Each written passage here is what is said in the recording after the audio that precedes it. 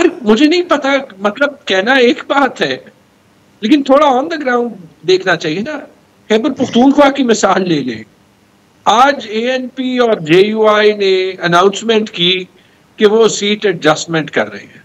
भाई जब मकबूलियत हमारी नहीं है, जब अवाम अगर हमसे तंग है, ठीक है, जब सारे गलत काम हमने की हैं, तो आपको तो बड़ा कॉन्फिडेंट होना चाहिए, क्योंकि आज से 2 दिन पहले आप एक दूसरे को गालियां दे रहे थे, राइट।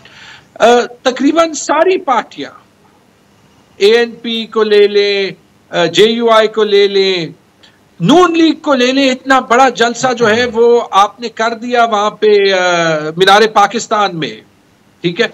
एक कॉन्विक्ट जो जेल जाने के बजाय मीनारे पाकिस्तान चला गया, आज तक उसके बाद आपको ये नहीं पता कि आप बयानिया क्या बनाए, कि आप अपने आप से लाडले का टैग कैसे हटाएं, चले और मैं कोशिश कैनी ये साहब कर की रहे हैं जाऊंगी कि पीटीआई को अटैक कर। जी